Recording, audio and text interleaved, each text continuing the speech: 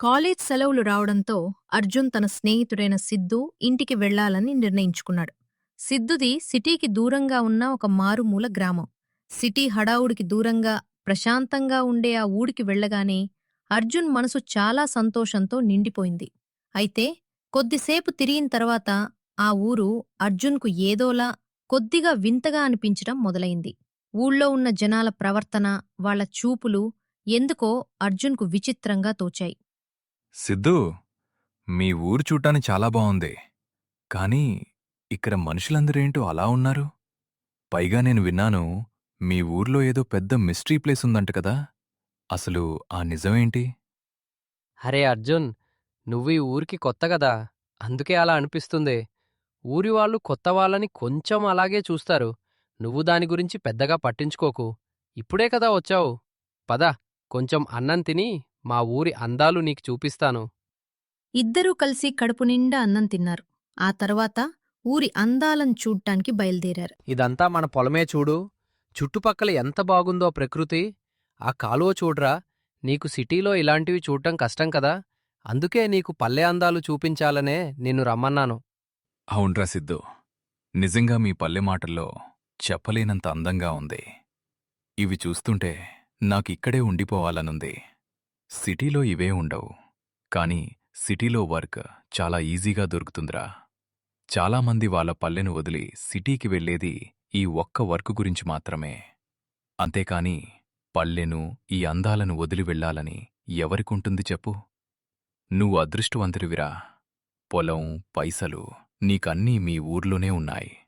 అలా ఏం కాదురా, ఎవరిష్టం వాళ్ళది. బ్రతకాలనుకున్నవాడు ఎక్కడైనా బ్రతకగలరా.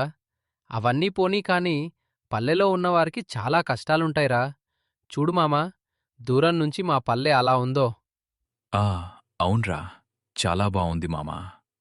అసలా గుడి ఏంటి? చాలా ఓల్డ్గా ఉంది. అక్కడికి వెళ్దామా? అదేంటో ఇప్పటివరకు ఆ గుడి నాకు చూపించలేదేంటి? వద్దురా, ఆ మాట అక్కడే ఆపే. ఆ గుడిలోకి వెళ్ళినవారు ఎవరూ బయటికి రాలేరురా. చాలా సంవత్సరాల కిందట అక్కడో పెద్ద దోషం జరిగింది అంట. అందుకే ఆ గుడి అప్పట్నుంచి మూసివేశారు. పద, ఇక ఇంటికెళ్దాం. మామా, మరి ఆ గుడి చుట్టూ ఏమైనా దెయ్యాలున్నాయా? అసలు ఎందుకు చనిపోతున్నార్రా? నాకు తెలియాలి. సిద్ధూ సైన్స్ ఎంత డెవలప్ అయినా కూడా ఈ పల్లెల్లో ఇంకా మూఢనమ్మకాలు నమ్ముతూనే ఉంటారా ఏంటసలు? అరే సిద్ధూ, ఇలాగే వదిలేయకూడదురా. మనం వెళ్దాం ఆ గుడికి. అసలు కారణం లేకుండా ఎలా చనిపోతార్రా? అరే, ఇలాగే చాలామంది పెద్దలు మాట్లాడి వెళ్లార్రా. కాని వాళ్ళ శవం మాత్రమే వచ్చింది. ఇంకొంతమందైతే కొన్ని రోజుల్లోనే వింత పరిస్థితుల్లో చనిపోయార్రా. అందుకే అంటున్నా, నువ్వు సిటీకి వెళ్లేంతవరకు ఆ గుడి గురించి నన్ను ఏమీ అడగకు. నీకేదైనా అయితే మీ అమ్మనాన్నలకు నేను ఏం చెప్పాలరా. అందుకే నీకు ఆ టెంపుల్ గురించి ముందుగా చెప్పలేదు. సిద్ధు ఎంత వారించినా అర్జున్ మనసులో ఆ గుడి గురించిన ఆలోచన అలాగే ఉండిపోయింది. ఆ గుడిలో అసలు ఏం జరుగుతుందో ఖచ్చితంగా తెలుసుకోవాలని అర్జున్ గట్టిగా నిర్ణయించుకున్నాడు. అనుకున్నదే తడవుగా ఒకరోజు అర్ధరాత్రి ఎవరికీ చెప్పకుండా అర్జున్ ఒక్కడే మెల్లగా ఆ గుడి దగ్గరకు బయల్దేరాడు. చాలా జాగ్రత్తగా, ఎలాంటి శబ్దం చేయకుండా సైలెంట్గా ఆ గుడి ప్రాంగణంలోకి అడుగుపెట్టాడు. అలా లోపలకు వెళ్తుండగా అతనికి ఎవరో రహస్యంగా మాట్లాడుకుంటున్న మాటల శబ్దాలు వినిపించాయి. వెంటనే అప్రమత్తమైన అర్జున్ ఆ శబ్దం వస్తున్న వైపు నిశ్శబ్దంగా నడుచుకుంటూ వెళ్ళాడు. అక్కడ చీకటిలో కొంతమంది ఏదో రహస్య పని చేయడం చూసి ఒక్కసారిగా వాళ్ల ముందుకు వచ్చి గట్టిగా అరిచాడు.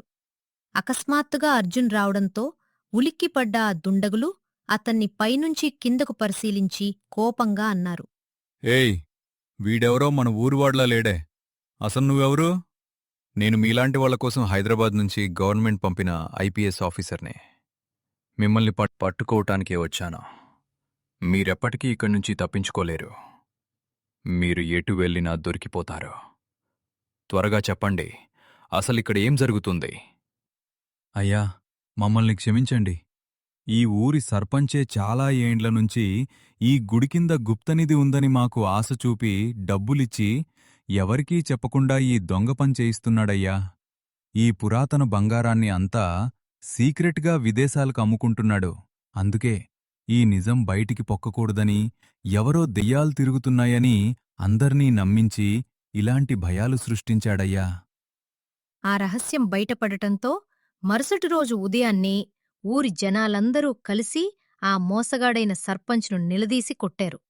ఆ తర్వాత వెంటనే పోలీసులకు పట్టించారు. ఈ మిస్టరీని విజయవంతంగా ఛేదించిన అర్జున్ సిద్ధూకి సంతోషంగా వీడ్కోలు చెప్పి తన సిటీకి తిరిగి వెళ్ళిపోయాడు.